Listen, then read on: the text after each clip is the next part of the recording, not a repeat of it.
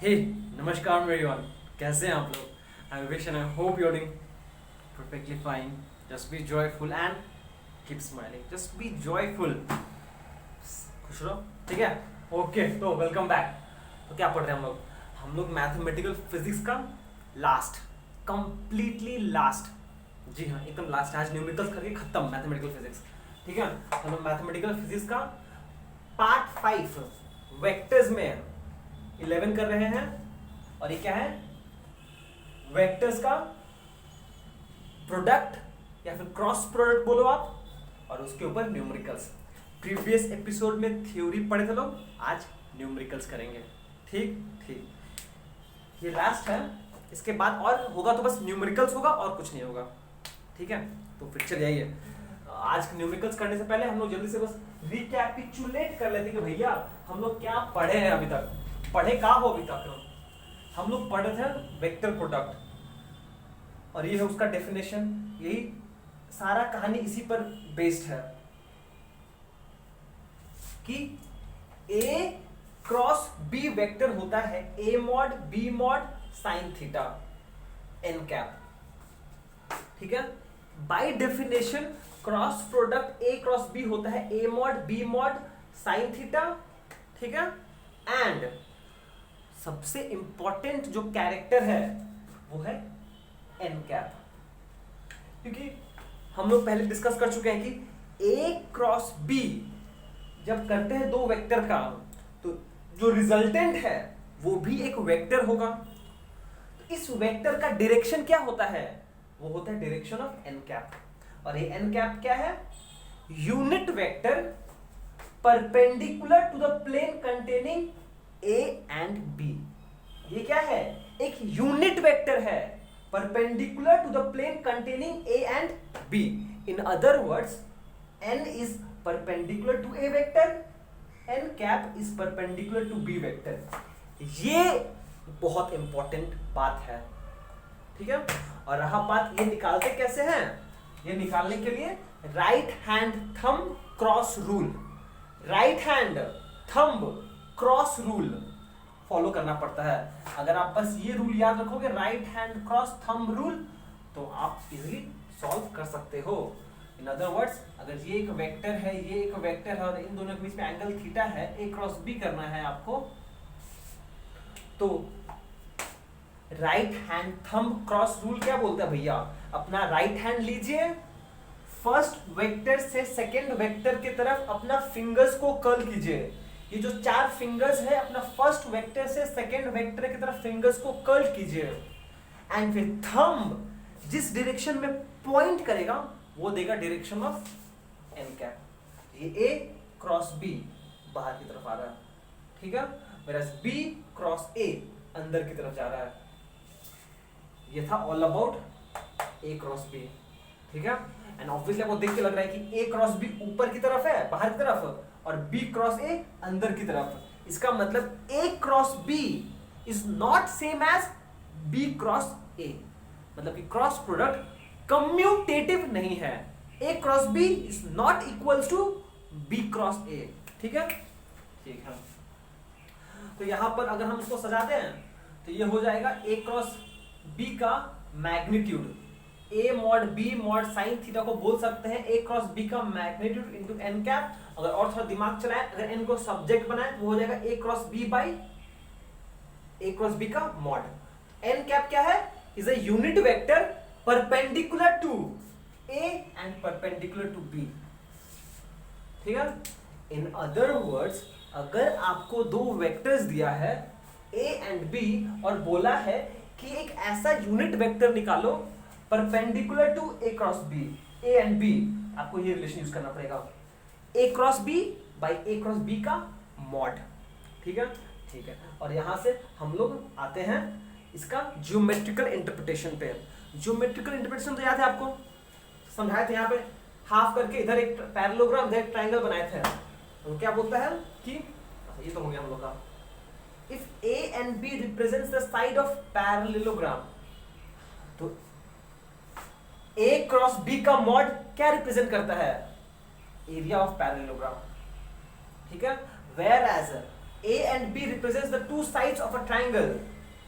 अगर vector A और vector B sides of parallelogram है तो दोनों का क्रॉस प्रोडक्ट का मैग्नीट्यूड होता है area of parallelogram, whereas triangles represent करेगा तो दोनों का क्रॉस प्रोडक्ट रिप्रेजेंट करता है 2 times the area of triangle.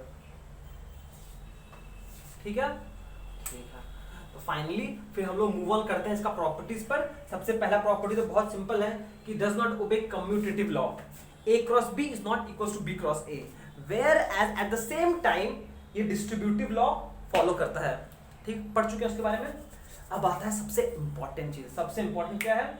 यह है कि cross product of linear vectors zero होता है।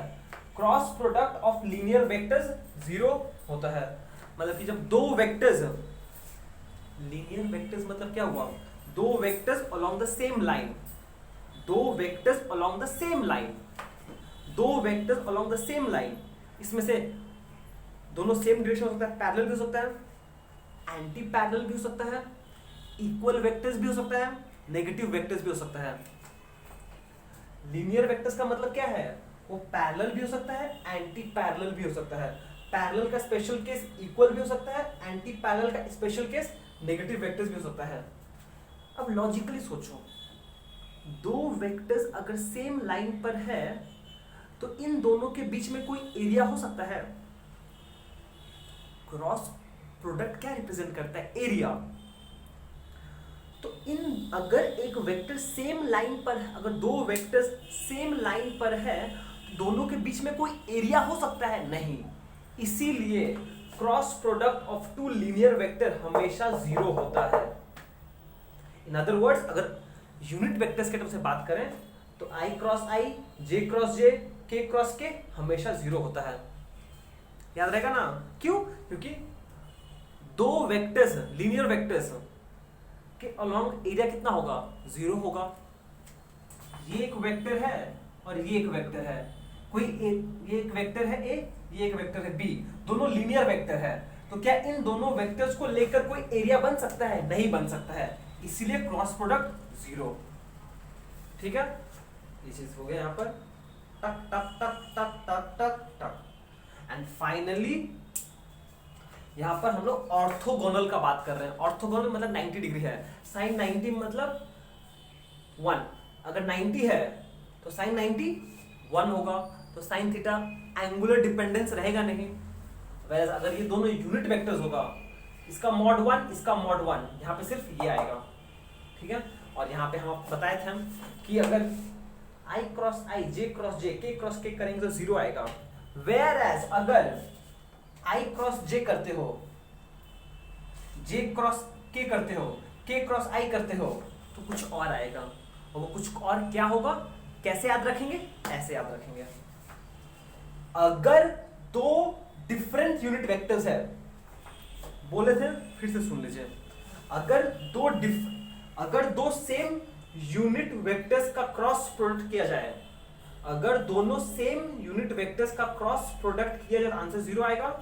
वेयर एज दो डिफरेंट यूनिट वेक्टर्स का क्रॉस प्रोडक्ट किया तो आंसर थर्ड यूनिट वेक्टर आएगा। फिर रहा बात, वो जो थर्ड यूनिट वेक्टर पॉजिटिव होगा कि नेगेटिव होगा। समझ हो गया? सुनो, दो सेम यूनिट वेक्टर्स का क्रॉस प्रोडक्ट जीरो होगा, पर दो डिफरेंट यूनिट वेक्टर्स का क्रॉस प्रोडक्ट नॉन जीरो होगा। और वो कितना होगा? वो होगा थर्ड यूनिट वेक्टर। अब जो थर्ड यूनिट वेक्टर आएगा ये पॉजिटिव होगा कि नेगेटिव, ये डिपेंड करेगा कि हम क्लॉकवाइज मूव कर रहे हैं कि एंटी क्लॉकवाइज। उसके लिए आपको ये पिक्चर ध्यान रखना पड़ेगा बस। क्लॉकवाइज हुआ ना, ये क्लॉकवाइज। देखिए, आई क्रॉस जे हमेशा के होगा, के क्रॉस जे हमेशा आई होगा, के क्रॉस आई हमेशा जे होगा। Whereas अगर साइकिल रिपीट हो, ऑपोजिट हो जाए तो नेगेटिव साइन आएगा। देखो आई के बाद देखो जे है तो प्लस के आएगा, जे के बाद क्या आएगा? जे के, जे क्रॉस के है तो प्लस आई आएगा। के क्रॉस आई है, के क्रॉस आई तो जे होगा, पर पॉजिटिव के नेगेटिव वो कैसे पता चलेगा? के के बाद आई आता है इसलिए पॉजिटिव। यहाँ पे देखो जे क्रॉस आई, जे क्रॉस आई रिजल्ट में के देगा, पर पॉजिटिव की नेगेटिव वो डिपेंड करेगा कि ये साइक्लिक ऑर्डर फॉलो कर रहा है कि नहीं कर रहा है। जे के बाद आना चाहिए था के, पर आ गया आई, इसलिए नेगेटिव। और कुछ नहीं बोलेंगे हम, ठीक है। एंड फाइनली एक और चीज था, cross product in Cartesian form, याद है? पहले एक रेक्टेंगल बनाएंगे, फिर पहले this into this minus this into this into this minus this into this, पूरा सॉल्व करेंगे, ठीक है। उसके ऊपर न्यूमेरिकल्स करके बता देंगे, ठीक है। चलिए, इसको कॉपी करना जरूरी नहीं है, चलिए अब मूव करते हैं न्यूमेरिकल्स पे। तो चलिए आइए पहला क्वेश्चन करते हैं, क्वेश्चन नंबर 00। एकदम बच्चा वाला क्वेश्चन है, इसलिए इसको 00 नाम दिया है, एकदम क्वेश्चन 00, ठीक है। देखिए, एक वेक्टर ए दिया हुआ है आपको 6, अच्छा इसको मिटा दो भैया, ये क्या लिखा हम, सॉरी। एक वेक्टर है ए 6√2 j कैप, दूसरा वेक्टर है b which is equals to 3 unit k cap. बोला है angle between them is theta equals to 45 degree, find a cross b and b cross a। बस सिंपल सा बात है, चलिए सॉल्यूशन कर इसका। देखो सिंपल सा क्वेश्चन है भैया, a दिया हुआ है आपको 6√2 j कैप, b वेक्टर दिया हुआ है 3 k कैप, निकालना क्या है, और दोनों भी एंगल भी दिया हुआ है theta 45 degree, which implies sine theta कितना होगा, साइन थीटा होगा sine 45 which is equal to 1/√2, ठीक है। तो पहला क्वेश्चन क्या बोला है, a cross b, a cross b by definition कितना होता है, a mod b mod sine theta, a mod b mod sine theta, ये तो क्या, ठीक है ना, a mod b mod sine theta. नहीं क्वेश्चन गड़बड़ा जाएगा ऐसे, एक सेकेंड ना, सॉरी एक सेकेंड, क्वेश्चन गड़बड़ा जाएगा ऐसे, मेरा क्वेश्चन मिस्टेक हो जाएगा, गड़बड़ा जाएगा पूरा क्वेश्चन, गड़बड़ा जाएगा मेरा तो। नहीं सॉरी, ये क्वेश्चन नहीं बनेगा ऐसे, इसको ऐसे रखते हैं, आपको हम बता देंगे। ये a मॉड रखते हैं, इसको हम, इसको b मॉड रखते हैं, और निकालना है ये क्रॉस b। अब ठीक है, चलो अब ठीक है, सॉरी, ठीक है। चलो आप सॉल्यूशन एकदम सिंपल है, by definition a cross b is equals to a mod b mod sine theta, ठीक है, n कैप, ठीक है। आपको क्या चाहिए, आपको सिर्फ इसका मैग्नीट्यूड चाहिए, मैग्नीट्यूड निकालने के लिए सिंपली हो जाएगा a cross b mod is equals to a mod b mod sine theta, क्योंकि n एक यूनिट वेक्टर है, यूनिट वेक्टर का मॉड कितना होगा 1, इसलिए वो ये मैग्नीट्यूड हो जाएगा यहाँ पर, ठीक है।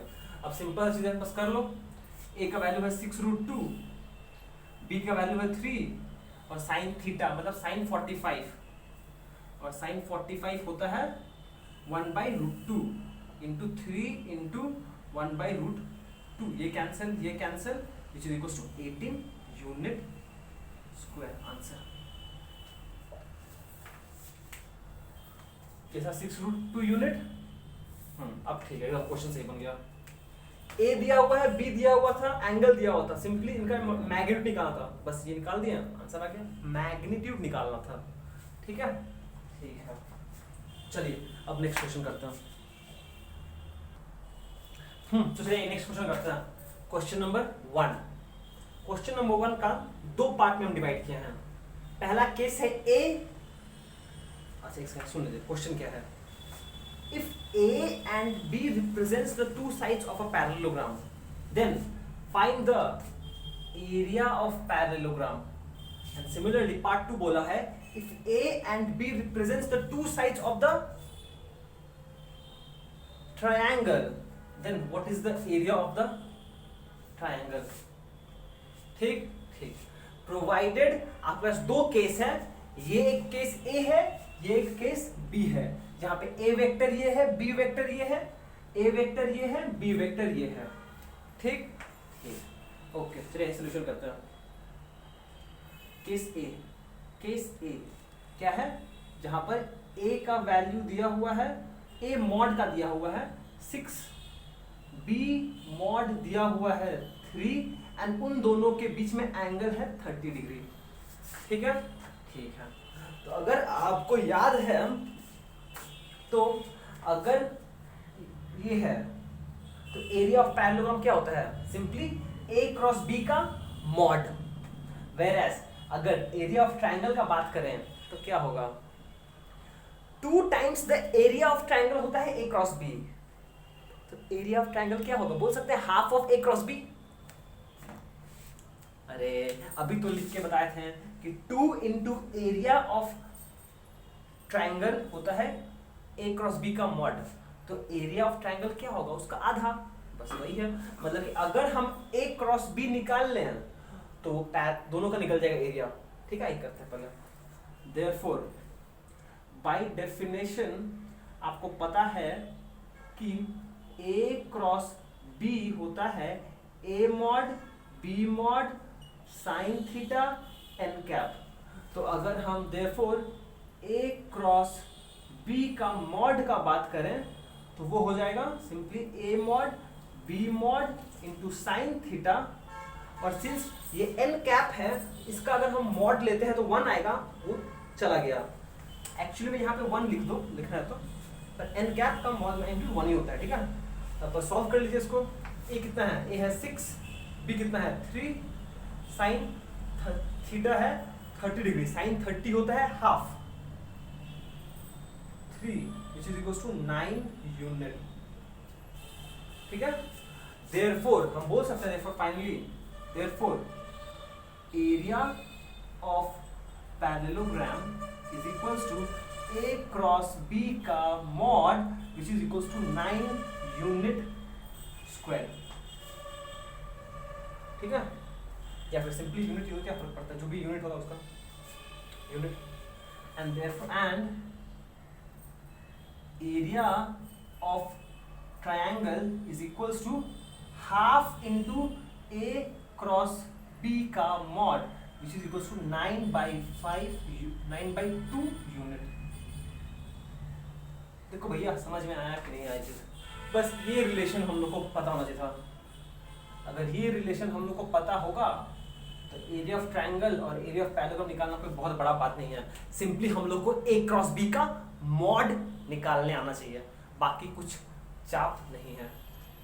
हमने यहाँ पे ए क्रॉस बी का मॉड निकाल दिया। अगर पैरेललोग्राम बोला है तो ये हो जाएगा, अगर ट्रायंगल बोला तो इसका आधा हो जाएगा, सिंपल। ठीक ठीक, ओके। अब हम लोग केस बी करते हैं। केस ए तो इजी था, हो गया। अब आते हैं केस बी में, जब वेक्टर्स हम अच्छा मिटा देता हूं, ठीक है। अब आते हैं हम लोग केस बी पे, जहां पर वेक्टर्स हम लोग को कार्टेशियन फॉर्म में दिया हुआ है। किस फॉर्म में दिया हुआ है, कार्टेशियन फॉर्म में दिया हुआ है। ठीक है ठीक है।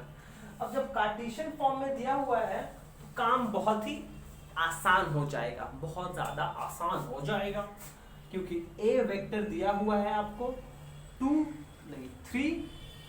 जे कैप। ए वेक्टर है 3 जे कैप, सॉरी। बी वेक्टर भी दिया हुआ है 6 के कैप -2 जे कैप। ठीक ठीक। तो फाइनली आपको निकालना क्या है, आपको निकालना है A cross B.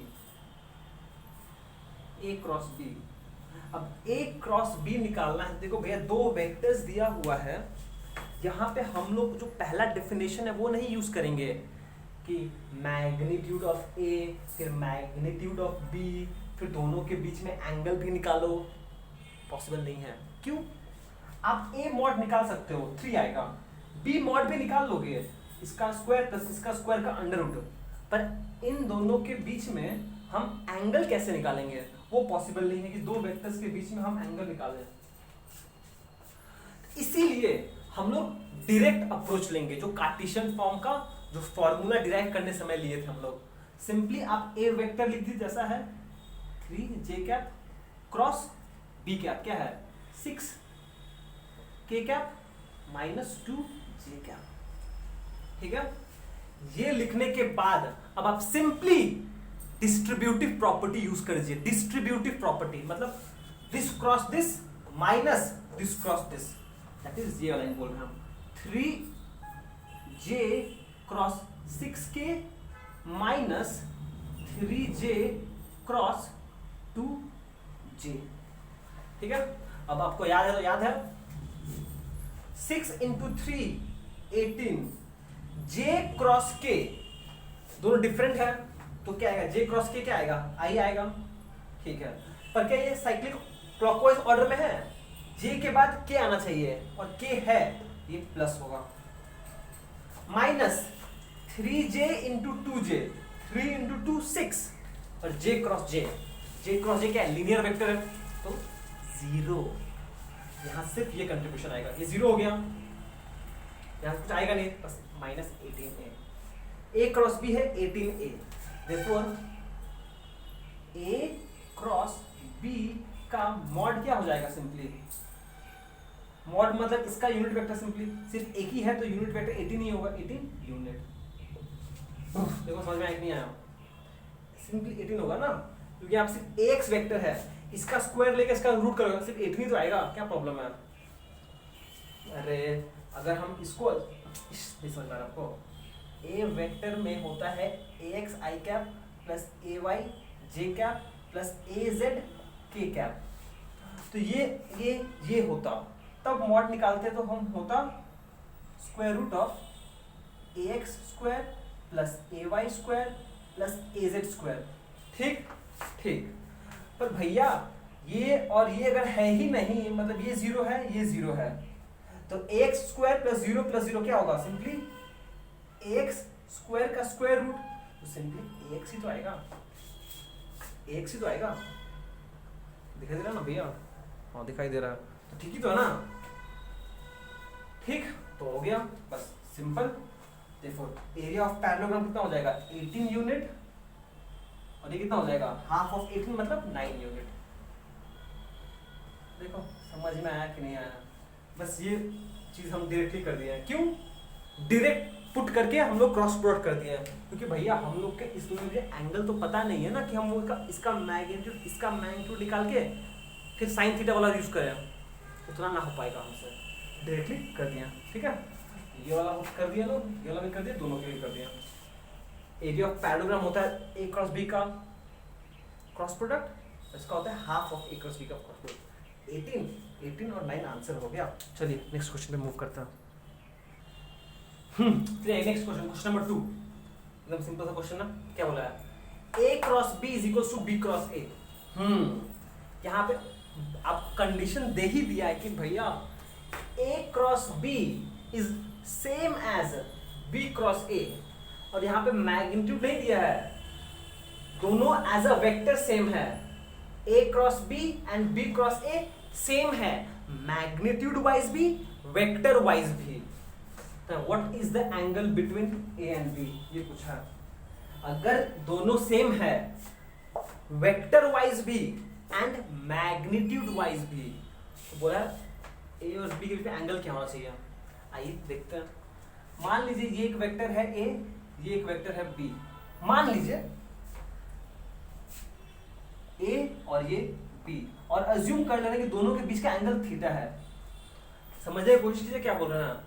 Let us have two vectors a and b such that the angle between them is क्या थीटा।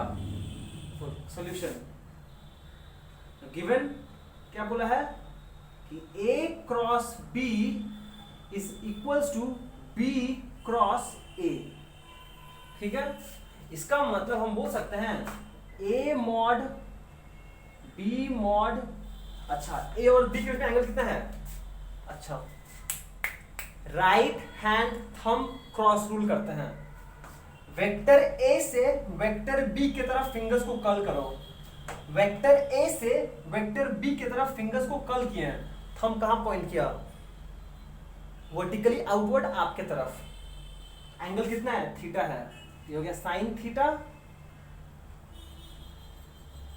चलो मान लेते हैं वर्टिकली आउटवर्ड, लिखे लिख देते हैं एन कैप। एन कैप क्या है, unit vector perpendicular to the plane of board vertically outward.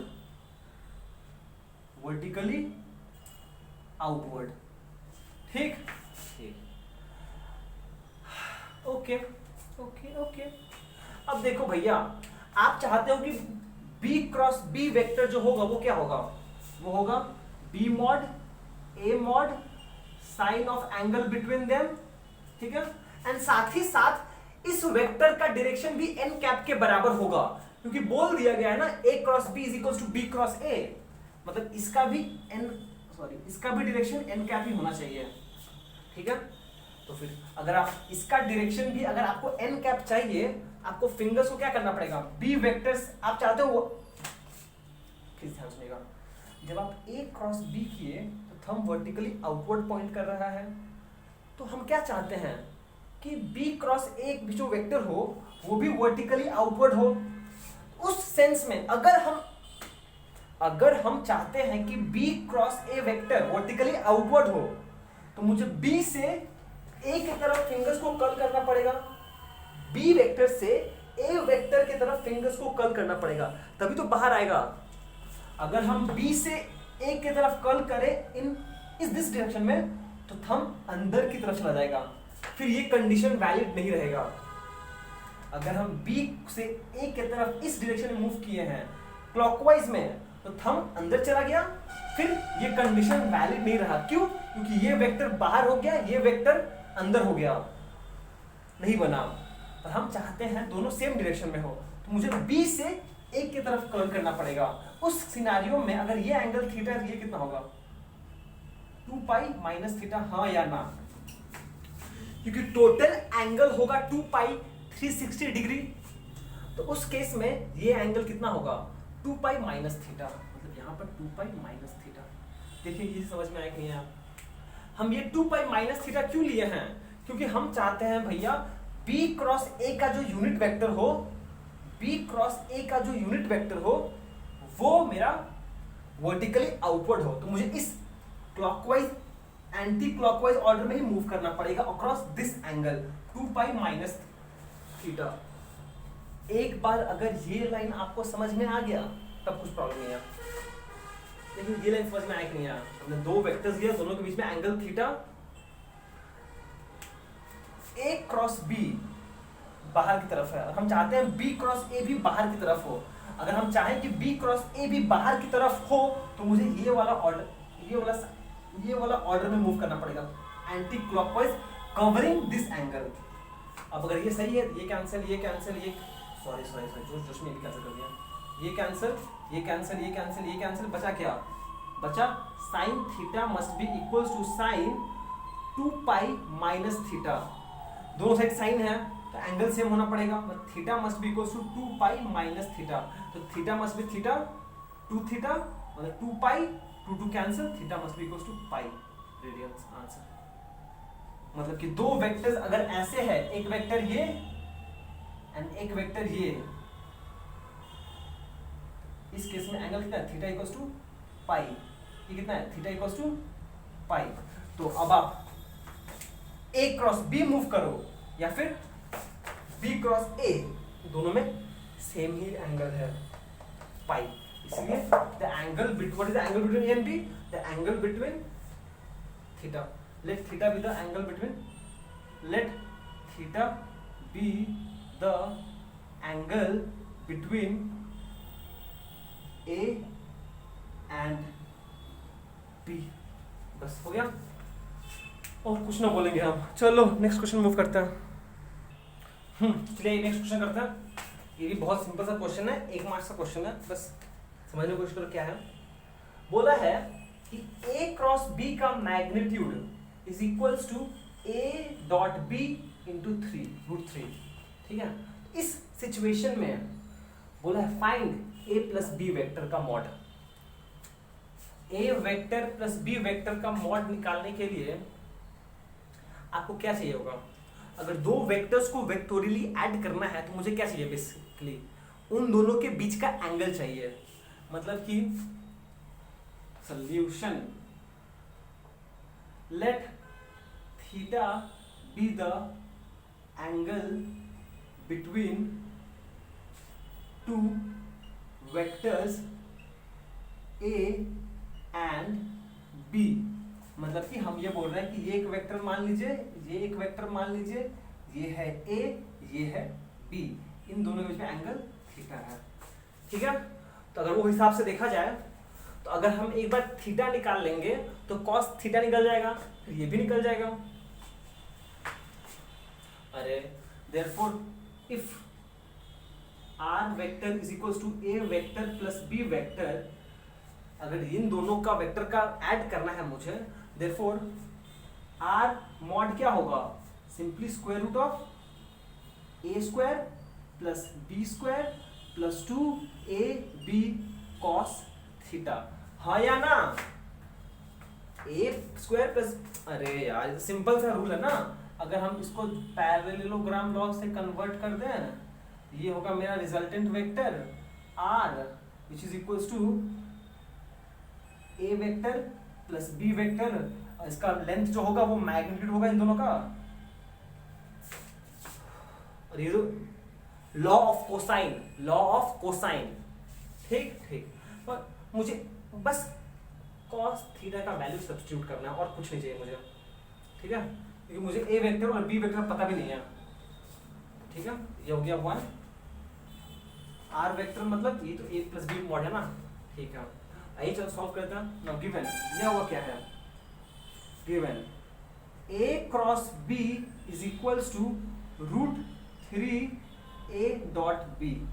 देखो भैया इसका मैग्नीट्यूड, अब प्लीज ध्यान दीजिएगा, आपको ये चीज दिया हुआ है तो हम क्या लिख सकते हैं, यहां से a हो जाएगा a mod b mod sine theta, सिर्फ मैग्नीट्यूड का बात हो रहा है, is equals to √3a mod b mod, ये है डॉट प्रोडक्ट। डॉट प्रोडक्ट का डिफरेंस क्या होता है, a mod b mod cosine of the angle between them. ये a mod b mod, a mod b mod cancel, cos theta इधर आ जाएगा, ये हो जाएगा sin theta by cos theta is equals to √3 which implies tan theta is equals to √3। अब अगर थोड़ा ध्यान अगर दिया जाए तो tan का वैल्यू √3 कब होता है, ये होता है tan 60 के लिए, यहाँ से theta is equals to 60 degree. अगर थीटा 60 डिग्री है which implies cos theta, cos 60 कितना होता है, cos 60 होता है हाफ। आप सिंपली यहाँ पे थीटा का वैल्यू हाफ पुट कर दीजिए, therefore a plus b vector का mod is from 1 r is same as a plus b mod, और ये हो जाएगा a square plus B square plus यहां से आएगा हाफ, ये हाफ इस 2 को कैंसिल कर देगा, plus A B power half answer. बस हो गया, यही क्वेश्चन था। आपको ए और बी में कुछ करना ही नहीं है, क्यों, क्योंकि ए और बी का वैल्यू पता नहीं है आपको, बस वही सॉल्व करना है। ठीक है, समझ में आया, दो वेक्टर्स को ऐड करने का रिजल्टेंट फॉर्मूला ये है, और ये cos थीटा है, बस आपको एंगल सब्स्टिट्यूट करना था। एंगल निकालने के लिए हम यहाँ से निकाल लिए, इस अप्रोच से निकाल लिया, कंडीशन दिया हुआ है, यहाँ से sin थीटा, ये हो गया tan थीटा। नेक्स्ट क्वेश्चन, चलिए नेक्स्ट क्वेश्चन नंबर 4। बहुते इजी है भैया, बहुते इजी है, खुद से ट्राई करोगे, खुद से ट्राई करोगे, करो। क्या बोला है, बोला क्या है, if the angle between A vector and B vector, दो वेक्टर है, दोनों के बीच में एंगल थीटा है। ठीक, बोला फाइंड द वैल्यू ऑफ ये, फाइंड द वैल्यू ऑफ ये। अगर ध्यान से देखो तो ये है स्केलर ट्रिपल प्रोडक्ट, ये है स्केलर ट्रिपल प्रोडक्ट, और स्केलर ट्रिपल प्रोडक्ट में अगर दोनों कोई भी तीनों में से दो वेक्टर सेम होता है तो आंसर 0 होता है। बस लास्ट में स्केलर ट्रिपल प्रोडक्ट पढ़ाया था ना, वही है। अगर आप ध्यान से देखो शॉर्टकट में, ये एक्चुअली में स्केलर ट्रिपल प्रोडक्ट है, और स्केलर ट्रिपल प्रोडक्ट में अगर कोई भी दो वेक्टर सेम होता है तो आंसर जीरो ही होता है, ठीक है, मतलब इसका आंसर जीरो होगा। ठीक ठीक, हम लोग प्रॉपर ऑर्डर में करके समझते हैं इसको। चलिए आइए सोल्यूशन करते हैं इसका। ठीक है, क्या बोला है, B cross A dot A, ठीक है, चलिए सॉल्व करते हैं इसको। बी क्रॉस ए को अगर हम सॉल्व करें तो क्या आंसर आएगा, बी क्रॉस ए, ध्यान सुनिएगा, बी क्रॉस ए क्या होगा, बी मॉड ए मॉड, दोनों के बीच का एंगल थीटा है तो ये जाएगा sine theta into N cap dot A cap, ठीक है। बी क्रॉस ए हो जाएगा B mod A mod, angle between them theta है तो साइन थीटा एन कैप। पर ये एन कैप क्या होता है, N cap is a unit vector such that this unit vector is perpendicular to the plane containing B and A. In other words, n is perpendicular to B vector and n is perpendicular to A vector. ठीक, इतना से ये information तो मिलता है ना हम लोग को। अरे भैया, B cross A, B mod A mod sine theta, और ये n cap, n cap is a unit vector perpendicular to the plane containing A and B, मतलब n is perpendicular to B vector, n is perpendicular to A vector। इतना तो information मिलता है ना हम लोग को, ठीक, ग्रेट, ओके। तो अब क्या हो जाएगा, ये तो मैग्नीट्यूड है, इसको बाहर ला दो, हो जाएगा B mod A mod sine theta bracket में n डॉट A वेक्टर, ठीक है, यहाँ पे डॉट था ना, डॉट था, dot product n cap dot product of ये।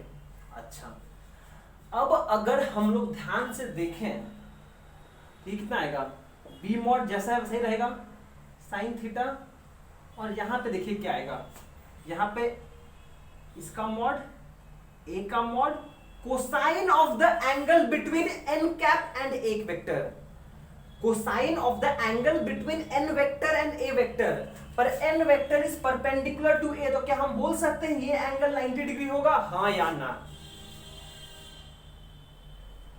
एन जब भी अगर हम लोग डॉट प्रोडक्ट भी लेते हैं तो वो होता है angle between these two vectors, और यहीं पे इंफॉर्मेशन मुझे मिल चुका है कि भैया angle between these two vectors perpendicular मतलब 90 डिग्री। अगर और दिमाग नहीं चलाया जाए तो cos 90 होता है, cos 90 कितना होता है, 0, तो ये आंसर 0, बस खत्म। और आपको मैं स्टार्टिंग में ही बोल दिया भैया ये एक स्केलर ट्रिपल प्रोडक्ट है, और स्केलर ट्रिपल प्रोडक्ट में अगर कोई दो वेक्टर्स सेम होता है तो आंसर नॉट 0 होगा। 0 आ गया, ये आपको हम करके दिखा दिया, ठीक ठीक। चलिए नेक्स्ट स्लाइड में मूव करते हैं।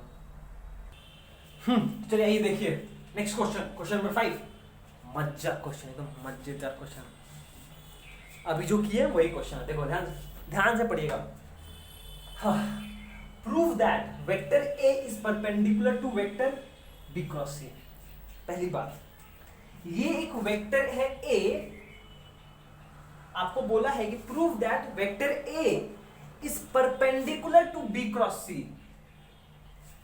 Vector A is perpendicular to B cross C. B cross C को मान लेते हैं, अच्छा एक सेकंड, हाँ, जहां पे ए बी सी आपको दिया गया है, ठीक है। सॉल्यूशन देखो, ए वेक्टर आपको दिया हुआ है, लिखेंगे नहीं, अच्छा, let R vector is equal to B cross C, let R vector is equal to B cross C. हम बी क्रॉस सी एक वेक्टर है, उसको हम एक नया वेक्टर आर नाम दे दिए, दे ही सकते हैं, क्यों नहीं दे सकते भैया, दे सकते हैं, ऑब्वियसली दे सकते हैं, क्योंकि हमको पता है कि cross product of two vectors will be another vector R, ठीक है, ठीक है। अब प्लीज नोटिस कीजिए आप, इसको हम लोग बहुत तरीके से कर सकते हैं, हम आपको दो तरीका से करके दिखाएंगे, दो तरीके से, ठीक है। उसके लिए पहला तरीका फॉलो करते हैं हम। पहला तरीका, let R equals to B cross C. मतलब आपको दिखाना है कि ए इज परपेंडिकुलर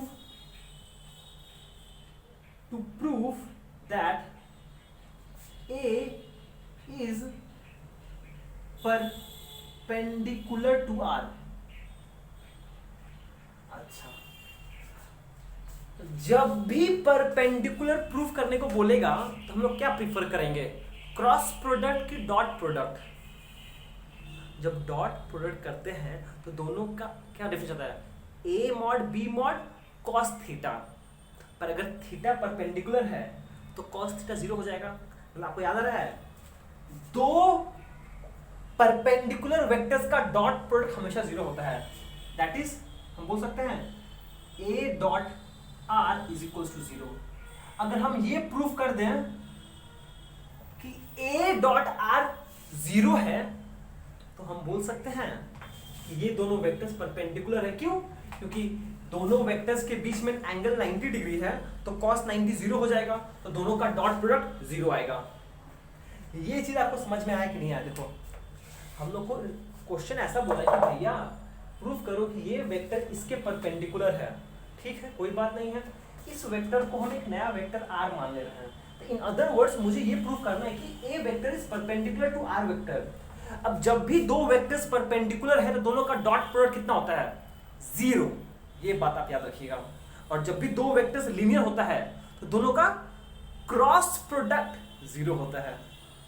समझ में आया? अगर दो वेक्टर्स परपेंडिकुलर है तो दोनों का डॉट प्रोडक्ट 0 होगा। वेयर एज अगर दो वेक्टर्स पैरेलल है दोनों का क्रॉस प्रोडक्ट 0 होगा। याद रखिएगा, प्लीज याद रखिएगा ये बात को कि जब भी आपको बोला है प्रूफ करो परपेंडिकुलर है, आप प्रूफ करोगे कि दोनों का डॉट प्रोडक्ट 0 है।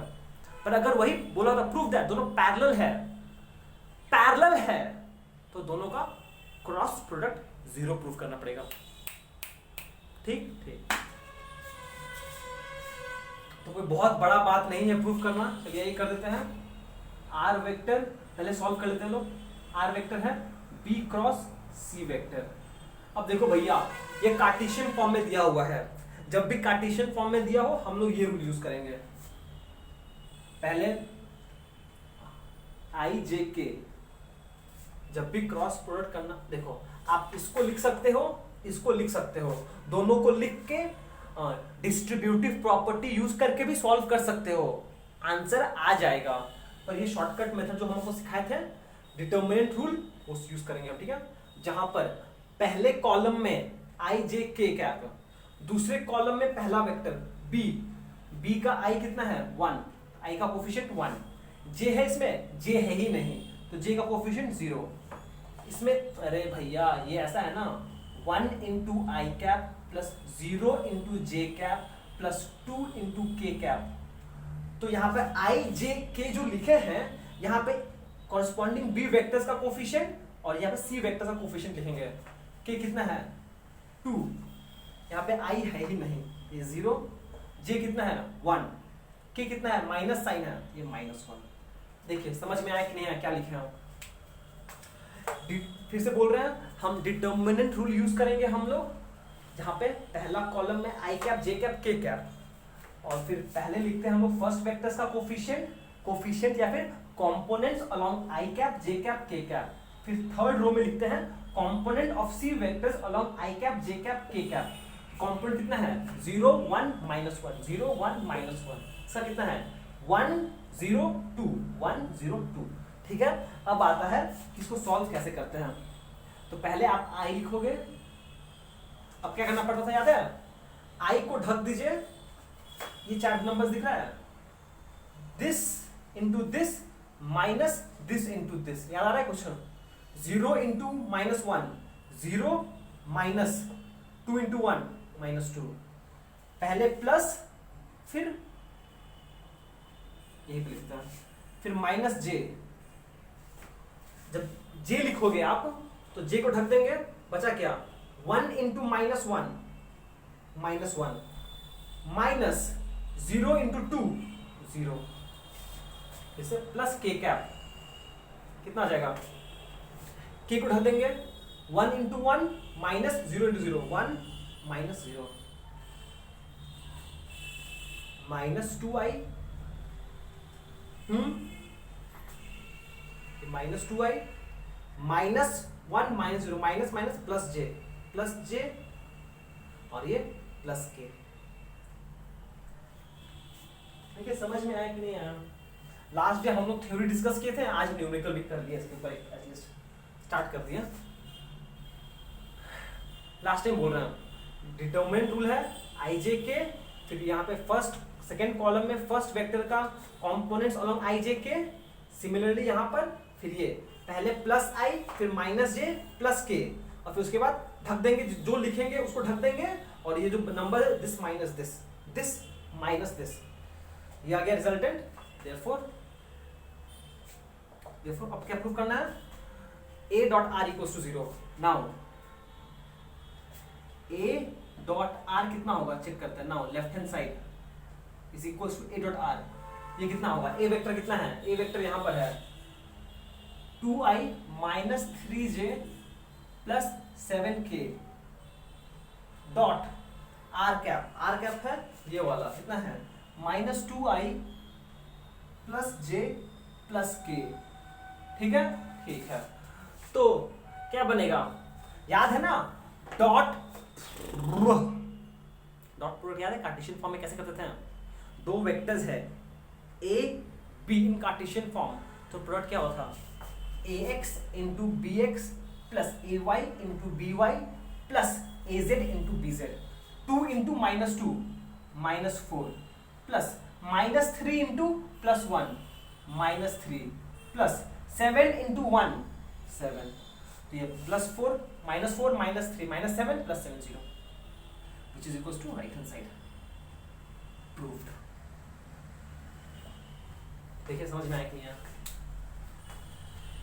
एकदम थोड़ा अगर आप नहीं समझोगे थोड़ा समय की पहिया को पीछे घुमाइएगा और फिर कैचअप कर लीजिएगा। Prove that A vector is perpendicular to B cross C. हम आर को बी क्रॉस सी अज्यूम किया, पहले बी क्रॉस सी निकाल लिए, अब परपेंडिकुलर प्रूव करना है, मतलब A dot R must be 0, तो left hand side A dot R 0 आ गया, मतलब proved. That is A is perpendicular to B cross C. ठीक ठीक, ये था मेथड 1। मिटा रहे हैं मेथड 1, मिटा रहे हैं, मिटा दिए। देखो भैया ये था मेथड 1। मेथड 2 कुछ ज्यादा बड़ा हाईफाई चीज नहीं है। देखो मेथड 2 देखो कहां शुरू होगा। आपको प्रूफ करना है कि a डॉट आर 0 है। इन अदर वर्ड्स आपको प्रूफ करना है कि a dot b cross c 0 है। ये तो प्रूफ करना है। और ये एक्चुअली में क्या है? ये एक्चुअली में है स्केलर ट्रिपल प्रोडक्ट। दिमाग की बत्ती जली कुछ? a dot B cross C actually में क्या है? स्केलर ट्रिपल प्रोडक्ट है। अगर ये स्केलर ट्रिपल प्रोडक्ट है, देखो हम इसको डायरेक्टली कर सकते हैं, a डॉट बी क्रॉस सी। याद है? यहां पे आई जे के नहीं लिख के हम लोग ए वेक्टर में पहले ए का कोफिशिएंट लिखेंगे, 2 -3 7। बी का लिखेंगे अब 1 0 2 1 0 2, और फिर सी का लिखेंगे 0 1 -1। ठीक है, और फाइनली यहां भी वैसे ही सॉल्व कर देंगे। इसको आप आई पकड़ के इसको 2 लिख देंगे पहले, ये आई अज्यूम कर लो, आई है, ये हो गया। अब इसको ढक दो, क्या बचेगा? 0 इंटू -1 कितना हो जाएगा? 0 इंटू -1 -1, कुछ गलती कर दी अब हम, ये ठीक है। 0 इंटू -1 ए है कुछ तो गड़बड़ हो गया। क्या गड़बड़ हुआ?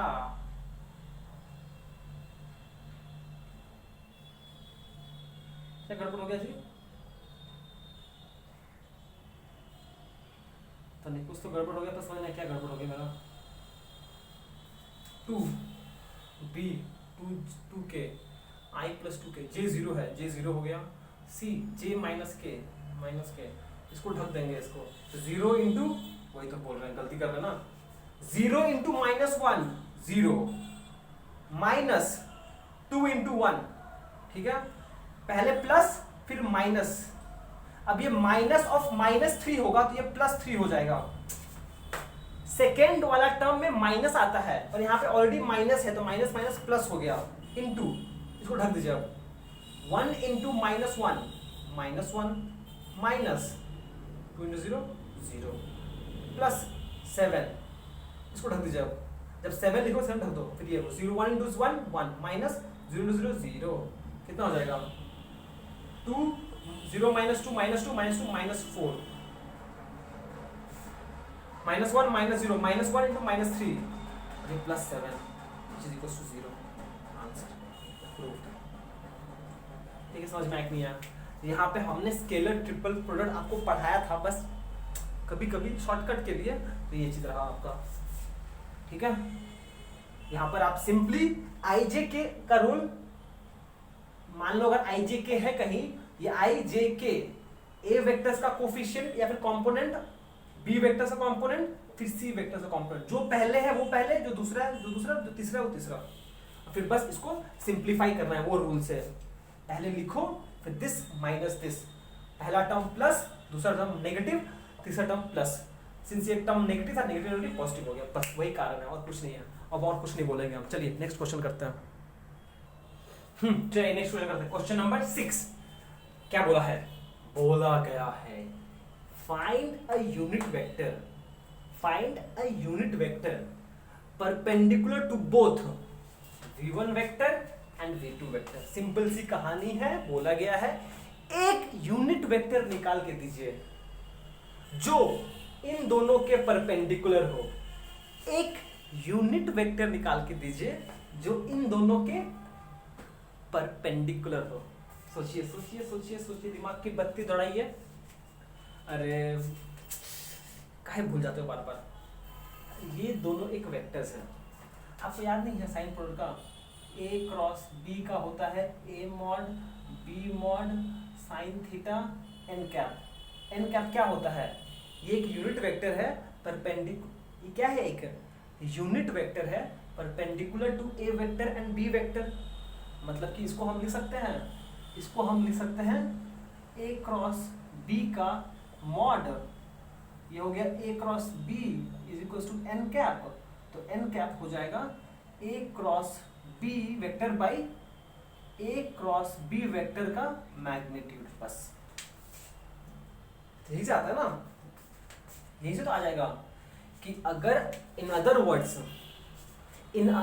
अगर आपको दो वेक्टर्स दिया हुआ है और बोला है कि एक ऐसा यूनिट वेक्टर निकालो जो इन दोनों के परपेंडिकुलर है, तो सॉल्यूशन क्या होगा? Therefore the required unit vector is n cap is equals to v1 vector cross v2 vector divided by v1 vector cross v2 vector का मैग्नीट्यूड। बस यही कहानी है और कुछ नहीं बतानी है, क्योंकि अगर दो वेक्टर्स का क्रॉस प्रोडक्ट करते हैं तो रिजल्टेंट आता है एक यूनिट वेक्टर जो है परपेंडिकुलर टू बोथ दिस। तो यूनिट वेक्टर ही अगर निकालना है तो मेरे को इस वेक्टर का इसका मैग्नीट्यूड से डिवाइड कर दो, आंसर आ जाएगा, सिंपल। और क्या करना है फिर? करना ही क्या है, हो तो गया। अब बस आपको a cross v1 cross v2 solve करना पड़ेगा, जहां पर v1 ये है v2 ये है। अब सॉल्व करने के लिए फिर से हम लोग डिटर्मिनेंट रूल यूज करेंगे। ठीक है, यहां पे सॉल्व कर लेते हैं हम। v1 vector cross v2 vector कितना हो जाएगा? ठीक है, स्केलर ट्रिपल प्रोडक्ट नहीं है, इसलिए यहाँ पर I, यहाँ पर J, यहाँ पर K आएगा। अब first vector, first second row में इसका कंपोनेंट्स, थर्ड में इसका कंपोनेंट्स, तो v1 कितना है? 2 3 1, सब प्लस है, 2 3 1 2 3 1, ठीक है, 2 3 1, यहाँ पर 1 -1 1 1 -1 1, ठीक है, ठीक ठीक। Therefore this is equals to, पहला क्या हो जाएगा? पहले होगा I कैप, पहले होगा प्लस I कैप, और वो कितना हो जाएगा? इसको ढक देंगे हम, 3 इंटू 1 3 माइनस 1 इंटू -1 -1 आएगा, 1 इंटू -1 -1, पर सामने ऑलरेडी माइनस है, ये माइनस माइनस प्लस 1। समझ में आया कुछ क्या किया? माइनस लिखते हैं हम लोग, पर यहाँ से माइनस आया ना तो माइनस माइनस प्लस हो गया, सिंपल सा बात था। फिर नेक्स्ट टर्म माइनस होगा, माइनस जे लिखना पड़ेगा, नियम है, मत पूछना क्यों। पहले प्लस आई, फिर माइनस जे, फिर प्लस के। सॉल्व करते इसको। जे लिखने का बात है, जे को ढक दो, बचा क्या? दिस माइनस दिस, 2 इंटू 1 1 माइनस 1, ओ सॉरी 2 इंटू 1 2 होगा, 2 इंटू 1 2, 1 इंटू 1 1 माइनस 1, ठीक है। फिर फाइनली प्लस के को ढक दीजिए, 2 into minus 1 minus 2 minus 3 into 1 3 plus 3, ये माइनस 3। अब सॉल्व कर दीजिए, 2 प्लस 3 प्लस 1 4, ये हो जाएगा 4i कैप, 2 माइनस 1 1, ये हो जाएगा माइनस जे, minus 2 minus 3 minus 5k, minus 5। ये हो गया आपका v1 cross v2 vector. Therefore v1 cross v2 vector का मॉड मतलब क्या हो जाएगा? इस वेक्टर का mod magnitude of 4 square 16 plus minus 1 का स्क्वायर, सॉरी यार 4 स्क्वायर माइनस 1 का स्क्वायर प्लस माइनस 5 का स्क्वायर, कितना हो जाएगा? 4 स्क्वायर 16 प्लस 1 प्लस 25, कितना हो जाएगा ये? 17 प्लस 25 32 42, स्क्वायर रूट ऑफ 42। ये हो गया v1 cross v2 vector, v1 cross v2 vector का मैग्नीट्यूड। ये फाइनली क्या हो जाएगा? ये हो गया 1 by root 42, and then this turns out to be 4i minus J minus 5k answer. ये हो गया आपका फाइनल आंसर। बस ये देखो, ऐसा क्वेश्चन पूछ सकते हैं आपको, find a unit vector perpendicular to both vectors. तो सिमिलरली उन दोनों का क्रॉस प्रोडक्ट करके बाई उन दोनों का मैग्नीट्यूड, ठीक है। क्रॉस प्रोडक्ट निकालने के लिए आप चाहो तो कार्टेशियन फॉर्म भी यूज कर सकते हो सिंपली, पर ये इजी मेथड है, डिटरमिनेंट रूल बहुत इजी होता है, हम लोग यही अप्रोच करेंगे, ठीक है। समझ में आया ना? चलिए नेक्स्ट क्वेश्चन करते हैं इसके ऊपर। चलिए देखिए क्वेश्चन नंबर 7 करते हैं। बाप रे बाप, A B C 3 unit vectors है। क्या बोला है? A B C be the 3 unit vectors, ठीक है। एंड सपोज मान लो ए डॉट बी 0 है, ए डॉट सी 0 है, and angle between B and C is pi by 6। Pi by 6 मतलब पाई होता है 180 डिग्री, 180 डिग्री बाई 6 मतलब 30 degree. Prove that A vector is equal to 2 times b cross c. बस ये prove करना है। चलो करो आप खुद से।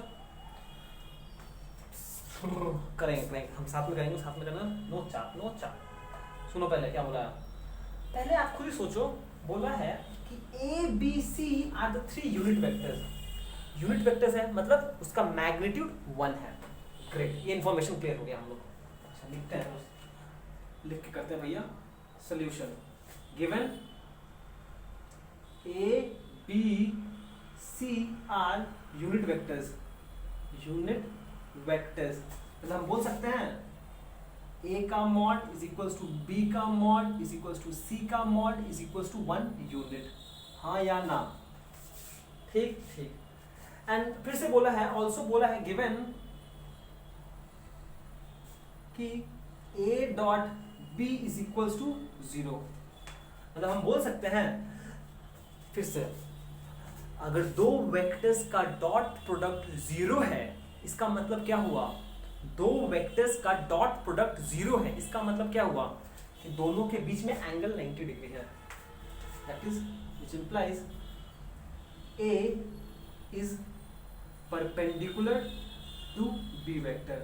Also A dot C 0 है, इसका मतलब हम बोल सकते हैं A is perpendicular to C vector। तो अगर हम ये तीनों इंफॉर्मेशन को कंबाइन करें तो कहाँ से हम बोल सकते हैं which implies A vector is a unit vector perpendicular to b vector and c vector. हाँ या ना, हाँ या ना. A vector is a unit vector, क्यों बोला हुआ है, is perpendicular to B and c. वो कैसे पता चला मुझे? ये दोनों इंफॉर्मेशन से मुझे पता चला. ठीक है, ठीक. अब कहानी खत्म, अब खत्म, बिल्कुल खत्म. आपको क्या प्रूफ करना है? आपको प्रूफ करना है a vector is equal to B cross c, 2 times b cross c. चलिए बी क्रॉस सी निकालते हैं, चलिए सॉल्व करते हैं solution. Okay, B cross C vector क्या हो जाएगा? बी क्रॉस सी वेक्टर हो जाएगा, ध्यान से सुनिएगा, बी का मॉड सी का mod sine angle between them, ठीक है, इनटू एन कैप. ठीक है, बी क्रॉस सी हो जाएगा B mod C mod sine of the angle between them pi by 6 मतलब 30 degree into N cap.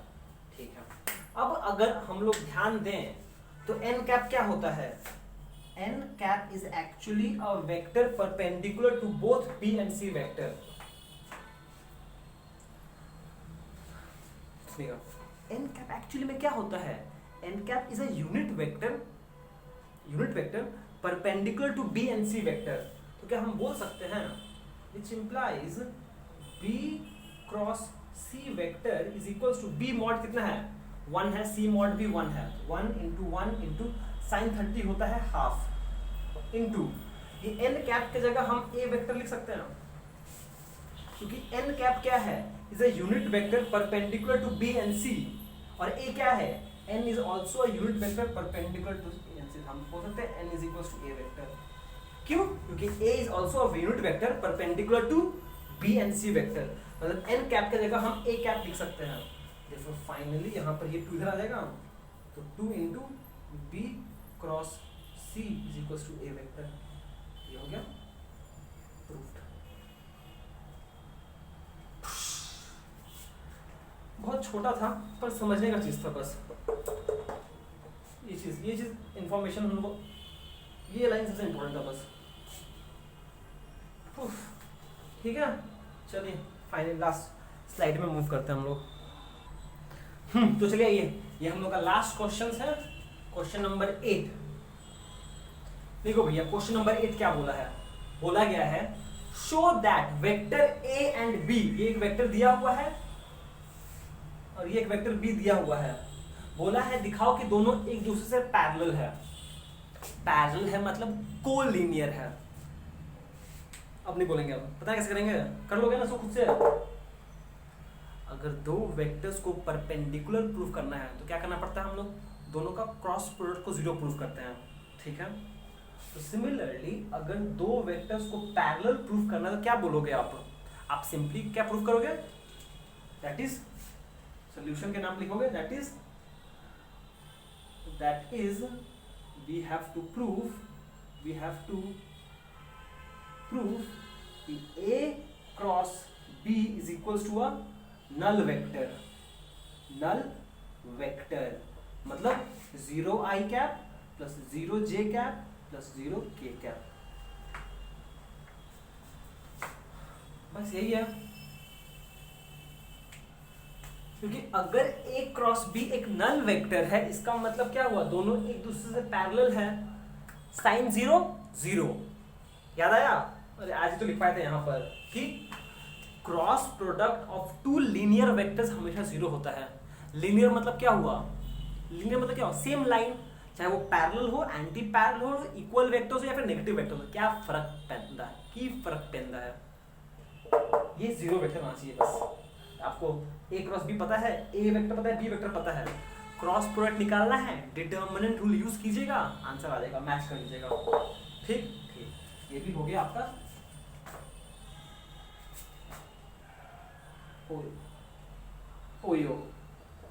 OYO का फुल फॉर्म पता है ना? OYO, on your own. तो ये भी आप ओयो कर लेना, ठीक है, इसको भी ओयो कर लेना। Okay, next question, question number 9 क्या बोला है? बोला गया है कि if f is a force vector, f एक फोर्स वेक्टर है, r एक डिस्प्लेसमेंट वेक्टर है, then the torque is defined as r cross f। Torque tau is defined as r cross f। आपको बोल दिया है, ये डेफिनेशन दिया है आपको, और बोला है कि अगर r ये वेक्टर है इन मीटर, f ये वेक्टर है इन न्यूटन, तो find the torque and its magnitude. तो आपको सिंपली ये रिलेशन यूज करना है, मतलब r क्रॉस f, r पता है, f पता है, r क्रॉस f निकालना कोई बहुत बड़ा बात नहीं है। डिटर्मिनेंट रूल यूज कीजिएगा, आंसर आ जाएगा। ये है आपका आंसर, हम पहले लिख दिए हैं, तो ये भी आप ओयो कर लीजिएगा, ठीक, OYO on your own. Ouch, clear? Solution, अरे भैया a क्रॉस b करने का मतलब क्या है यार? r क्रॉस f करना है, दो वेक्टर्स का क्रॉस प्रोडक्ट करना है बस, डिटरमिनेंट रूल यूज करके, और कुछ नहीं करना है। और सिंस यहाँ पे क्रॉस प्रोडक्ट करना है, पर यहाँ पे आपको आंसर 0 आएगा क्योंकि दोनों पैरेलल है, ये 0 नहीं आएगा, दोनों पैरेलल नहीं है, ठीक है।